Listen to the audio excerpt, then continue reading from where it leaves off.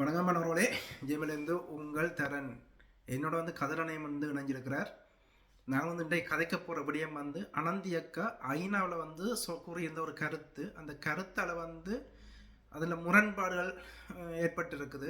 அதை தெளிவுறுத்துகிற விடயம் தான் இது. ஏன்னா பல பேர் அதை அறவுரையாக விளங்கி கொண்டு அறவுரையாக கருத்து பதிவு செய்து கொண்டிருக்கிறார்கள்.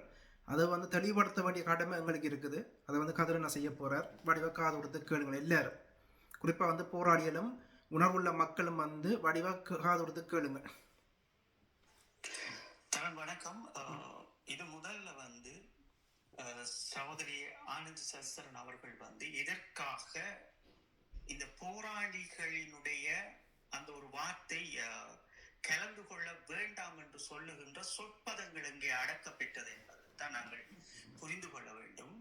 இது அந்த காணொளிகள் பதிவிட்ட தருணங்களிலேயும் அல்லது புரிதல்கள் இல்லாத போதும் இந்த விமர்சனங்கள் எமக்குள் இன்று அது வலுவாக்கப்பட்டிருக்கிறது என்பதுதான் உண்மை. இங்கே இந்த ஒஸ்லே பொறிமுறை வருகின்ற போது முதலில் ஊடகங்களில் கொண்டு வந்த விடயம் இருவரையும் தான் சாரும். அதற்காகத்தான் எம்மை ஏன் குப்பி கடிக்கவில்லை என்று இந்த சமூகம் கேட்டிருந்தது. இதில் என்னவென்றால், முக்கியமாக இந்த பொறிமுறைகளுக்கு நாங்கள் பலமாக நிற்க வேண்டுமா அல்லது ஐக்கிய நாடுகள் சபைகளுக்கு பலமாக நிற்க வேண்டுமா அமர்வுகள் என்கின்ற ஒரு விவாதத்திற்குள் உள்ளடக்கித்தான் அக்கா சரிதரன் அவர்கள் இதை பேசி இருக்கின்றார்கள். 2014 இந்த 2025 இறுதி வரை இந்த ஐக்கிய நாடுகள் சபைகளினுடைய மனித உரிமை பேரவையோடு கலந்து நிற்கும் எங்களுடைய அண்ணா எழிலரசன் அவர்களுடைய எழிலண்ணா அவர்களுடைய துணைவியார் அவர்கள் சொல்லுகின்ற விடயம் என்ன என்பதை நாங்கள் மிக தெளிவாக புரிந்து கொள்ள வேண்டும். அது எங்கே ரிஜிஸ்டராக்கப்பட்டிருக்கிறது என்பதை நாங்கள் புரிந்து கொள்ள வேண்டும். இதை எவ்வளவு நாங்கள் கற்றுக்கொள்வோம்.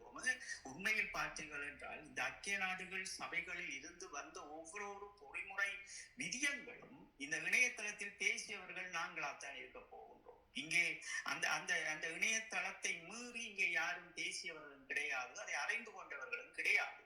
ஏனென்றால் இந்த சிலை பொறிமுறையை முதலிலேயே ஊடகத்தில் வந்த உடன் நாங்கள் ஐக்கிய நாடுகள் சபைகளில் நின்று கொண்டு இதை பலப்படுத்துங்கள் என்று சொன்ன போது இந்த சமூகம் விலத்தி சென்ற சமூகம் இன்றைக்கு ஏன் இதை கொண்டு வருகின்றார்கள் அல்ல இதேன் ஒரு பேசி பொருளாக என்று வைத்திருக்கின்றார்கள் என்பதற்கும் நாங்கள் செல்ல வேண்டிய தேவை இருக்கிறது.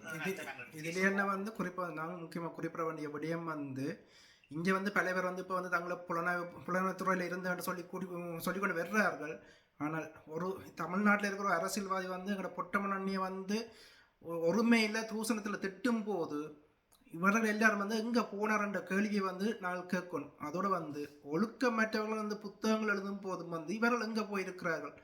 ஆனால் அவ பொட்டமணிக்கு மீது ஒரு இழுக்கு வரும்போதோ துணிஞ்சு தன் அரசியல் வாழ்க்கையும் அதுக்கு பிறகு எவ்வளோ பாதிப்பானதுன்னு எல்லாருக்கும் தெரியுமே அப்படின்னு துணிஞ்சு அவ குரல் கொடுத்துருக்குறா. என்ன எங்களோட சேர்ந்து நாங்கள் எங்களுக்கு பக்கம் ஒரு தொடர்பும் இல்லை என்றாலும் உணர்வு உள்ளவர்கள் இந்த எங்களோட இலட்சியம் என்னன்றது எங்களை எல்லாரையும் தொடர்படுத்தும்.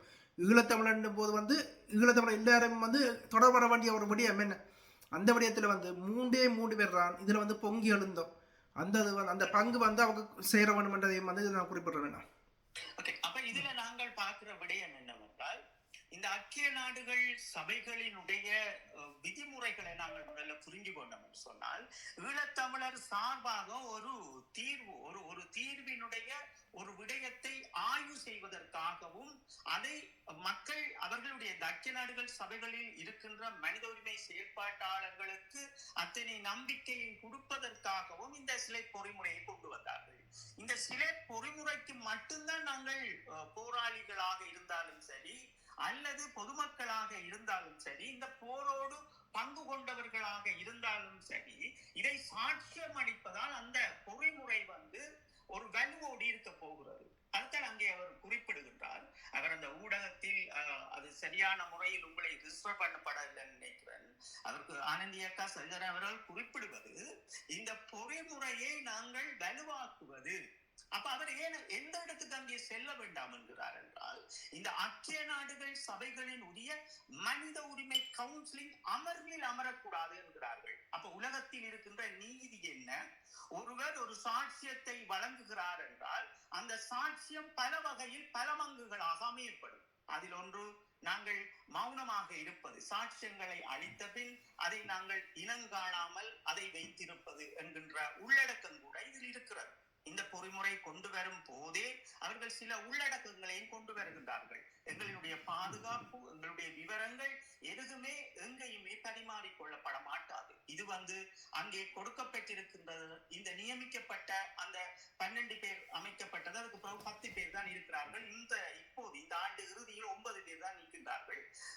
அப்ப இவர்கள் எல்லாம் சேர்ந்து ஒரு விடயத்தை எடுத்து கொண்டு போய் இந்த ஐக்கிய நாடுகள் சபைகளில் இதுவரை காலமும் வந்த பொறிமுறைகளோடு ஒத்திட்டு ஈழத்தமிழர்களினுடைய அந்த இன அழிப்பை அவர்கள் மேம்படுத்தி நின்று ஒரு அடுத்த பொறிமுறையை கொண்டு வருவதற்கான ஒரு வேலை திட்டம் இது.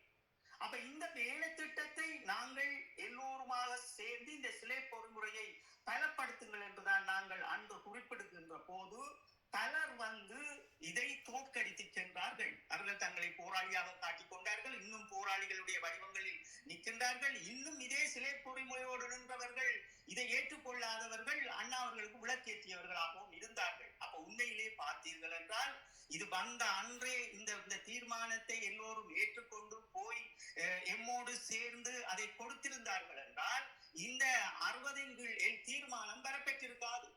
அப்ப இவர்கள் எதுவுமே செய்யாமல் இன்றைக்கு இதை கொண்டு வருகிறார்கள். இன்று இதை மக்கள் மத்தியில் போய் நீங்கள் கருதி கொள்ளுங்கள் என்று சொல்லுகின்றார்கள். இவர்களுடைய தேவையை பொறுத்து இருக்கின்றார்கள். இப்ப இவருடைய தேவை ஒன்று இருக்கிறது என்னவென்றால், இன்றைக்கு அண்ணாக்கு விளக்கேற்றி விட்டார்கள், அதான் இதை சரி செய்ய நினைக்கின்றார்கள். இந்த இதுகளை வைத்துக் கொண்டு பூர்த்தி செய்கின்றார்கள். இதுதான் உண்மையான விடயம். இதுக்குள் இருக்கின்ற விடயம் அதுதான். உண்மை என்பது நாங்கள் பேசுவதற்கு ஒருபோதும் பயப்பட போவதில்லை. இதுதான் விடயம். இதை கொண்டு இவர்கள் அந்த இடத்தை மறைக்க நினைக்கின்றார்கள், உருவெடுக்க நினைக்கின்றார்கள். உண்மையிலே பார்த்தீங்கன்றால் நாங்கள் சொல்லுவதும் இந்த ஐக்கிய நாடுகள் சபைகளை நாங்கள் புரிந்து கொண்டவர்களாக 2 வருடம் அதற்குள் நிற்பவர்களாக அக்கா ஆனந்தி சவிதரன் அவர்கள் 2014 இருந்து இன்று வரை நிற்பவர்களாக சொல்லுகின்ற விடயம் என்றால், போராளிகள் பொறிமுறைகளுக்கு வலுவோடு நாங்கள் நீளுங்கள். புரிஞ்சு கொள்ளணும். அந்த பொறிமுறையோடு மட்டுமே நாங்கள் நிற்க வேண்டுமே தவிர ஐக்கிய நாடுகள் சபைகளின் அமர்வுகளில் அமர்ந்து கொண்டு இந்த 90 செகண்டை எடுத்து நாங்கள் பேசுவதால் இங்கே இனி வருகின்ற பிற்காலங்களுக்கு பல முகங்களை இவர்கள் கொடுக்க போகிறார்கள். இப்ப சாட்சியம் அளிப்பவர்கள் அந்த சாட்சியத்தோடு நிற்க வேண்டும். அதை மீறி அமர வேண்டும் என்று நாங்கள் போனோம் என்றால் இந்த சாட்சியம் அளித்த நாங்கள் அங்கே முகம் கொடுக்க வேண்டிய ஒரு தேவை இருக்கிறது. அது இன்று அல்ல, இனி வருகின்ற காலங்களுக்கு ஒரு முகம் கொடுப்போம். ஏனென்றால் இந்த சிலை பொறிமுறையை மூடுகின்ற போது அதை ஒரு விவாதத்துக்கு கொண்டு வருவார். இதுவரை காலமும் இந்த சிலை பொறிமுறை நடக்கப்பட்ட விசாரணைகள் அத்தனையும் தொகுக்க பெற்று இது ஐக்கிய நாடுகள் சபைகளினுடைய மனித உரிமை சபைக்கு வரும். இது சபைக்கு வருகின்ற போது இது பேச்சுக்களாக இருக்கின்ற போது இலங்கை தரப்பிலும் இந்தியாவும் நின்று கொண்டு பல நாடுகளும் நின்று கொண்டு தொடர்ச்சியாக எமக்கு வைக்கப்படுகின்ற அந்த பொறிமுறைகளுக்கு உள்ளடக்கின்ற விடயம் இருபாலாரும் பொறுப்பு கூற வேண்டும் என்கின்ற ஒரு விதையை வைக்கின்றார்கள். இலங்கை அரசாங்கம் நிகழ்த்தியது ஒரு இன அழிப்பு. அப்ப அதற்கு நாங்கள் பொறுப்பு கூற வேண்டிய அவசியம் எங்களுக்கு என்ன இருக்கிறது என்பதால் தான் நாங்கள் என்ன சொன்னாங்க, இதை வகுங்கள், யூகங்களை வகுத்து பொறிமுறைகளுக்கு மட்டும் வலுவாக்குங்கள். இங்கே சிலை பொறிமுறை என்பது என்ன? சிலை பொறிமுறை என்பது இந்த போரோடு ஒட்டி நின்று கண்ட நேரடி சாட்சியங்களை வழங்குவது. அப்ப அங்கே அவர்கள் உள்ளடக்குகின்ற போது ஐக்கிய நாடுகள் சபைகளின் மனித உரிமை பேரவை அமர்வில் இவர்கள் நின்று கொண்டு அதை திக்குமுக்காட இதுவரை வருங்காலங்களில் தோற்கடிக்கப்பட போய் என்றால் ஒரு காய் நகர்த்துகின்ற போது ஐக்கிய நாடுகள் சபைகளின் மனித உரிமை பேரவையாலும் ஐக்கிய சபையினுடைய பொது சபையினுடைய சில வேலை திட்டங்களை உள்ளடக்கியவர்களாலும் இந்த பொறிமுறையை மூட பண்ணுவதற்கே பல புல்லுருவிகள் என்று வேலைகளை செய்து கொண்டிருக்கின்றார்கள். அப்ப இனி என்ன நடக்கும் என்றால் இதை தோற்கடிக்க வேண்டும் என்பதற்காக இந்த ஐக்கிய நாடுகள் சபைகளில் இங்கே நாங்கள் இந்த சாட்சியம் அளித்து நாங்கள் போய் அமர்வதால் இது மிக பெரும் பாதகத்துக்கு உள்ளாகும் என்றதை தான் அவர்கள் சுட்டிக்காட்டியிருந்தார். இது ரிஜிஸ்டராக்கப்படவில்லை. இதுதான் உண்மை. அது இன்று அல்ல, இனி வருகின்ற காலங்களில் இந்த அமர்வுகளும் இந்த ஆய்வுகளும் இது உள்ளடக்குகின்ற போது இது பிரச்சனைக்குரியதாகவே மாறிவிடும். என்றால் இப்ப என்னென்றால் போர்க்குற்றம் என்பதோட வடிவம் என்ன? ஒரு இன அழிப்பினுடைய வடிவம் என்ன? வடக்கு கிழக்கை தாயகமாக கொண்ட ஈழத்தமிழர்கள் ஐக்கிய நாடுகள் சபைகளில் கூறி நிற்பது ஒரு இன அழிப்பு. அந்த இன அழிப்புக்கு தேவையான உண்மைகளை நாங்கள் அமர்வதில்லை. அதற்குரிய ஆட்கள் இருக்கிறார்கள், அமர்வதற்குரிய ஆட்களும் பேசுவதற்குரிய ஆட்கள். இது இன்று அதன் விளைவு தெரியாததான் அக்கா அவர்கள் குறிப்பிடுகின்றார்கள். என்னவென்றால் பிற போராளிகளுக்கும் இதுக்கு சில வேளை உள்ளடக்கலாம். இப்ப நாங்கள் இந்த பொறிமுறைகளை என்ன சொல்லுகின்றோம், எங்களுடைய ஒரு பிறப்பு காலத்தில் இருந்து நாங்கள் அந்த இறுதி களமுனை வடிவங்களும் சிறையில் இருந்து வந்த காலங்கள் வரைக்கும் அதற்கு பிறகு நாங்கள் இந்த இலங்கை அரசாங்கத்தினுடைய சில ஒரு மனித உரிமை மீறல்களை நாங்கள் எடுத்து வைக்கின்றோம், உண்மையாகவே சாட்சியமாக அளிக்கின்றோம் என்றால் அந்த சாட்சியம் இந்த இடத்தில் நாங்கள் நிற்கும் போது வலுவாக்கப்படும். நான் இந்த சாட்சியத்தை அளித்துவிட்டு ஐக்கிய நாடுகள் சபைகளில் போய் அமர்வில் அமர்ந்தேன் என்று சொன்னால் பொதுச்சபையில் எல்லா நாடுகளிலும் என்னிடம் கேள்விகளை எடுப்பார்கள். அது என்னென்று என்றால் தமிழர்கள் ஏற்கனவே தமிழர்களை வைத்துக் கொண்டு காய் நகர்த்திருக்கிற இந்த இலங்கை அரசாங்கத்தை புரிந்து கொள்ளுங்கள் என்பதால் தான் ஆனந்தி சசிரங்கா போன்றவர்கள் நாங்கள் இவர்களுக்கு தெளிவாக சொல்லினோம். என்றால் உங்களை ஐக்கிய நாடுகள் சபைகளுக்கு வரை யாரும் போக வேண்டாம் என்று சொன்னவர்களே கிடையாது. அவர்கள் ஒரு மாயையின் கீழ் இருந்து கொண்டு ஒருவருக்கு பின்னால் ஒருவர் ஒரு தேசத்தினுடைய விடுதலை என்பது எல்லோரையும் சார்ந்தது. இந்த உலகத்தில் வாடுகின்ற வடக்கு கிழக்கை பூர்வமாக கொண்ட ஒவ்வொரு ஈழத் தமிழனின் இருந்து அது புறக்கப்பட வேண்டியதுதான் இந்த விடுதலை என்பது, இந்த மாவீரனுடைய கனவு என்பது. இங்கே முரண்பாடுகள் நிறைய இருக்கிறது. இவர்களுக்கு புத்திமதி சொன்னால் இவர்கள் இப்படித்தான் நம்மை வஞ்சிக்க போகின்றார்கள். அதுதான் உண்மை. இவர்களுக்கு இருண்டதும் தெரிய போறது அல்ல, விடிந்ததும் தெரிய போறது. இதான் உண்மை. ஐக்கிய நாடுகள் சபைகளினுடைய ஒரு இதுவரை வந்த பொறிமுறைகளில் எந்த பக்கத்தை இவர்கள் பேசி இருக்கின்றார்கள் ஊடகங்களில், இல்ல அதை பற்றி இவர்கள் எதை புரிந்து கொண்டிருக்கின்றார்கள், அதை மக்களிடம் இவர்கள் எதை கடத்தியிருக்கிறார்கள். இதுவரை காலமும் ஒரு நிகழ்வில் ஒரு முள்ளிவாய்க்காலினுடைய நினைவு நாளாக இருந்தாலும் சரி, மாவீரன் நாளாக இருந்தாலும் சரி, இந்த பொறிமுறைகளுடைய வடிவம் பற்றி இவர்கள் யார் பேசியிருக்கிறார்கள்? அப்ப கடந்த காலத்தில் ஒரு மாவீர நாளில் ஈழத் தமிழர்களுக்காக வரப்பட்ட அந்த பொறிமுறையை இவர்கள் யார் கையாண்டார்கள்? அப்ப எல்லாம் நீட்டு போக செய்துவிட்டு இன்றைக்கு பூனைக்கு மணி கட்ட வேண்டும் என்று வந்து நின்று கொண்டு அவமானப்படுத்த கூடாது, மற்றது நியாயப்படுத்த கூடாது. நியாயப்படுத்தார்கள், யாரும் யாரையும் நியாயப்படுத்தார்கள். தத்துவங்கள் என்ன, இந்த ஐக்கிய நாடுகள் சபைகளின் விதிமுறை என்பதை கற்றுக்கொள்ளுங்கள். கற்றுக்கொள்வதால் நீங்கள் பின்னுக்கு அதுக்கு முகம் கொடுப்பீர்கள். இன்று நாங்கள் போகின்றோம், நாங்கள் பொறிமுறை யார் உங்களிடம் போக வேண்டாம் என்று சொன்னார்கள். அவர் சொல்லுகின்ற விதிமுறை அதுவே அல்ல. ஆனந்தி சசிதரன் அக்கா அவர்கள் சொல்லுகின்ற முறை அது அல்ல. அவர் சொல்லுகின்றதை நாங்கள் உற்று நோக்க வேண்டும். பின்னுக்கு என்ன நடக்கப் போகிறது, இந்த பொறிமுறை மூடப்பட்ட பின் இந்த பயிலுக்குரிய விடயங்கள் எப்படி இங்கே அலங்கேறப்பட போகிறது, இதற்கு பிறகு எத்தனை வாதாட்டங்கள் நடைபெறப் போகிறது, பலர் இதை ஏற்க போகிறார்கள், இதை பலர் எப்படி அதை தூக்கி வீச பண்ண போகின்றார்கள் என்ற பல விடயங்கள் இருக்கிறது. அதைத்தான் அவர் சுட்டிக்காட்டுகின்றார். தரன் இந்த போராளிகள் நீங்கள் எங்கே நிறுத்திக் கொள்ள வேண்டும் என்கின்ற ஒரு கருத்தை அவர் மேற்கொண்டார். சத்தியமா நாங்கள் சில விடயங்களை நாங்கள் பேசுவதற்கு இங்கே நாங்களும் தயாராக இல்லை. இப்ப ஒரே விடயம் தான் தரேன். இப்ப இங்க நடக்கிற பிரச்சனை தான் எங்களுக்கு சீமான பிடிக்கவில்லையா, அல்லது இவர்கள் வீரவணக்கம் போர் முடிந்த பிறகு வீரவணக்கம் செலுத்துபவர்களை மாவீர பட்டியலில் வீரவணக்கத்தை ஏற்றுக்கொள்ள முடியாது சொன்னா இவர்களுக்கு நாங்கள் கெட்டவர்கள், இவர்களுக்கு ஆனா இதுல நாங்க பாக்குற விடயம் நாங்கள் ஒழுக்கத்தை பாக்குறோம், எங்களோட தேசத்தோட ஒழுக்கத்தை பாக்குறோம், சீமான்ற ஒழுக்கத்தை பாக்குறோம். ஒரு கோபுரத்தையும் சாக்கடையும் நீங்கள் பக்கத்துல வச்சு படத்தை வச்சு கொண்டு நீங்க வர்றீங்களா என்றால் உங்களோட மனதுல சாக்கடை ஓடுது.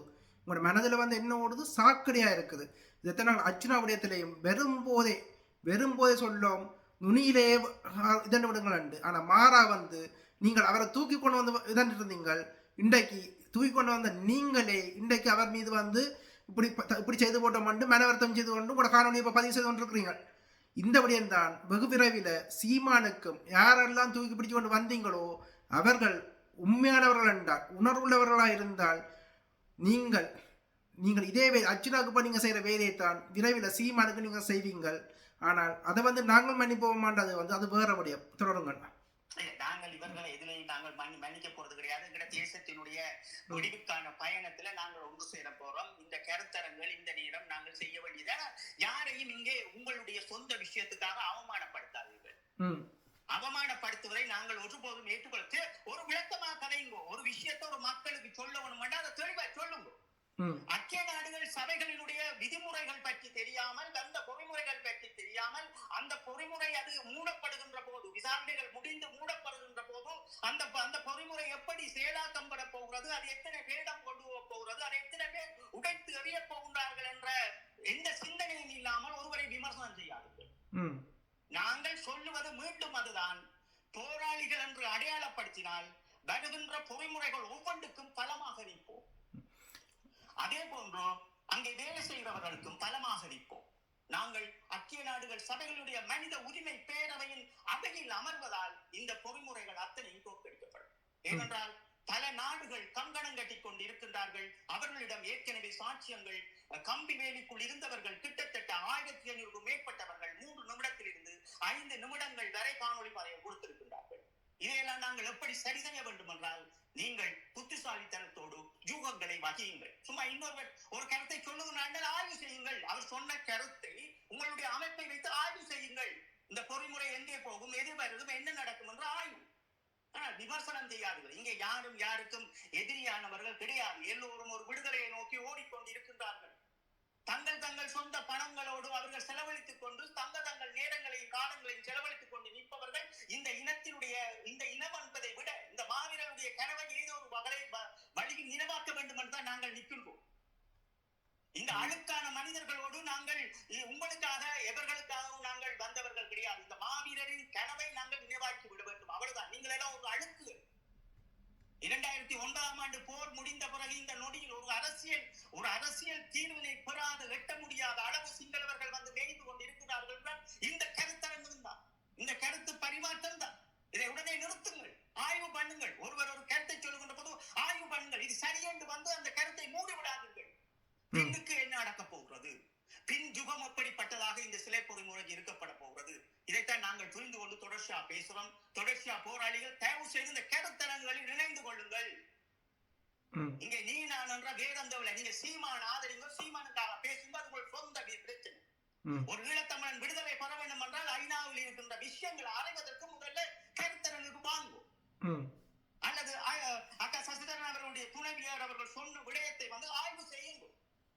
அதுக்கிடையில நீங்கள் வந்து உங்களுக்கு சொன்னதாக அவரை ஒரு இதை கொண்டு இன்னைக்கு ஃபுல்லா பாத்தீங்கன்னா எல்லா இடமும் ஐயா அக்கா ஆனந்தி சசிதரன் அவர்களை வந்து அவமானப்படுத்துறளோ பதிவிட்டு கொண்டிருக்கீங்க. இல்ல அவ சொல்ல வந்த விடயம் என்ன?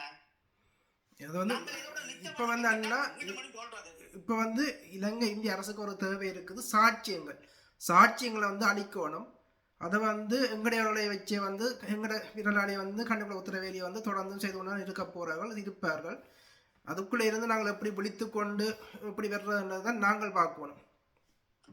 இதைத்தான் நாங்கள் சொல்றோம். நாங்கள் யூகங்களை வகிக்க வேண்டும், யூகங்களை புரிந்து கொள்ள வேண்டும், மாற்று நாடுகள் சபைகளை புரிந்து கொள்ள வேண்டும், பொறிமுறைகளை புரிந்து கொள்ள வேண்டும். புரிந்து கொண்டவர்கள் என்றவர்கள் தங்கள் மனங்களில் இருந்து வருகின்ற கருத்தாடல்களை ஆய்வு செய்வங்களை தவிர அதை மூடி மறைக்க வேண்டும் அல்லது அவரை அவமானப்படுத்த வேண்டும் என்று தொடர்ச்சியாக இணைந்து நிற்காதீர்கள் என்பதை கேட்டுக்கொண்டு தயவு செய்து இந்த ஈழத்தமிழர்கள் நீங்கள் யாராக இருந்தாலும் இந்த கருத்தரங்கங்களில் அமர்ந்து கொள்ளுங்கள். நன்றி, வணக்கம். தர மிக்க நன்றி. ஒன்றும் ஒரு முக்கியமான செய்தி, எங்களோட கருத்தரங்களை வந்து எங்களோட தேசலோட அதே அளவில் இதில் வந்து சீமாண்ட படத்தை வச்சுக்கொண்டு நீங்கள் வந்தீங்கன்ற ஈவிரக்கம் இல்லாமல் உங்களுக்கு பிளாக் அடிக்கப்படும். அது வந்து அந்த இதை வந்து நாங்கள் அனுமதிக்கவே மாட்டோம். எங்களோட தேசத்தவர் அப்படி எங்களுக்கு தெரியும், சீமானவர் அப்படிப்பட்டவர் என்றும் எங்களுக்கு வடிவ தெரிஞ்சபடியால் இந்த இப்படியான அழுக்கான வேலை நீங்கள் செய்து கொண்டு எங்களோட வந்தீங்க என்றால் நாங்கள் அதை கடைசி வரையும் அனுமதிக்க மாட்டோம். மீண்டும் ஒரு கருத்தரங்களை சந்திப்போம்.